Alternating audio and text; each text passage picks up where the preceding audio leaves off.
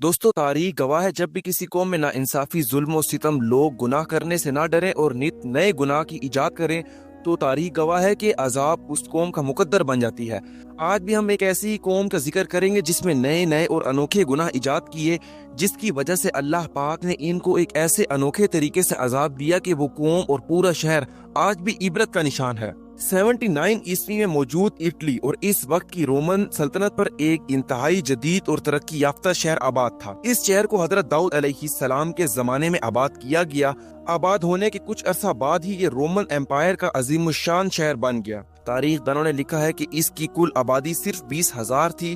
اپنے دور میں یہ دنیا کا انتہائی جدید ترین شہر تھا۔ اس شہر کی عمارات بہترین نقشوں اور پختہ اینٹوں کی حامل تھی۔ یہ بہت خوبصورت شہر تھا اور اس شہر کے تقریباً تمام گھر ہی 2 منزلہ عمارتوں پر مشتمل ہوتے تھے۔ یہ قوم جادو اور تہمت پرستی میں مبتلا تھی۔ آخر پھر یہاں کے لوگوں نے ایسا کیا گناہ کیا کہ اس شہر کا نام و نشان اللہ پاک نے 2000 سال تک کے لیے مٹا دیا۔ تاریخ انسانی میں قوم لوط ایسے کردار کی حامل تھی جس نے ہم جنس پرستی کو فروغ دیتے ہوئے فطرت سے بغاوت کا جرم کیا اور بالآخر اللہ کے عذاب کا شکار ہو گئی۔ پومپائی شہر کے لوگ ایسے گناہوں میں ملوث ہو گئے کہ اگر قوم لوط دیکھتی تو بھی شرما جاتی۔ ناظرین گرامی، اس شہر کا سب سے بڑا گناہ یہ تھا کہ یہ لوگ ایک دوسرے کی نابالغ بچیوں سے زنا کرنے لگتے اور بچے جنتے۔ انہوں نے اپنی بیویوں کو چھوڑ دیا اور مزید کوئی شادی نہ کرتا، جس وجہ سے عورتوں میں یہ گناہ عام ہو گیا کہ وہ اپنی جنسی تسکین عورتوں سے ہی پوری کرتی۔ یہاں تک کہ اس شہر کی عورتیں جانوروں سے بھی جنسی تسکین حاصل کرنے کی شوقین تھی۔ جب ان میں یہ گناہ عام ہوا تو پھر زلزلہ آیا، لیکن لوگ معمول کے مطابق کاموں میں لگے رہے۔ پھر دوبارہ زلزلہ آیا اور آتش فشاں پھٹ گیا، جس سے پومپئی شہر پر پتھر کی برسات ہونے لگی۔ ویسووس نامی اس پہاڑ سے لاوا اتنی مقدار میں نکلا کہ پورے شہر میں پھیل گیا۔ تاریخ دان حیران ہے کہ یہ اتنی جلدی میں ہوا کہ یہ لوگ اپنے مکانوں سے نکل بھی نہ سکے۔ آتش فشاں سے دھواں اور گیس نکلنے لگی اور پورے شہر میں پھیل گئی، جس سے لوگوں کے لیے سانس لینا دشوار ہو گیا۔ لاوا کئی کلومیٹر تک پھیلتا گیا اور اس کی موٹائی 3 میٹر سے بھی زائد ہو گئی۔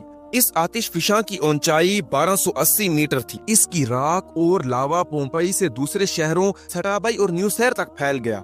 صدیوں تک یہ شہر دنیا کی نظروں سے اوجھل رہا۔ پھر دوستو 1748 میں شہر حادثاتی طور پر ایجاد ہوا کہ جب اٹلی کے ایک کسان نے بنجر زمین پر پانی کی تلاش کرنا شروع کر دی۔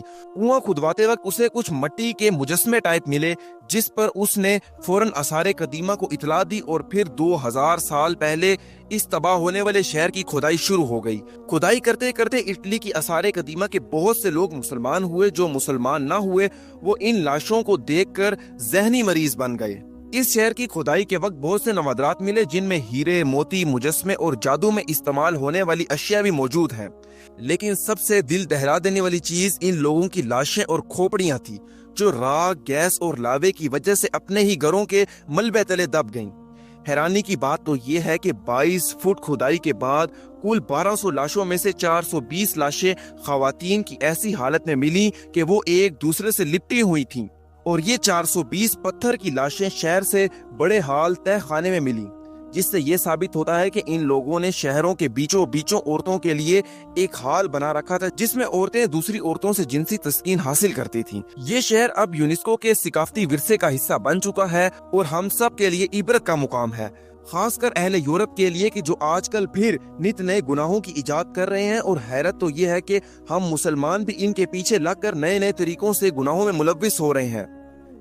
دوستو حیرت تو اس بات پر ہے کہ وہاں سے 2 عورتوں کی ایسی لاشیں ملی جو کہ ایک دوسرے کو بوسہ دے رہی ہیں، لیکن بجائے عبرت حاصل کرنے کے بالی ووڈ میں ان کے پیار کے بارے میں ایک فلم بنا دی گئی۔ اس بات میں کوئی شک نہیں کہ ہر چیز فنا ہو جانے والی ہے، باقی رہنے والی ذات صرف اللہ پاک کی ہے۔ اللہ پاک نے یہ سارے واقعات ہمارے عبرت کے لیے آج تک ان کو زندہ رکھا۔ ہمیں اللہ تعالیٰ ان واقعات سے عبرت حاصل کرنے کی توفیق دے۔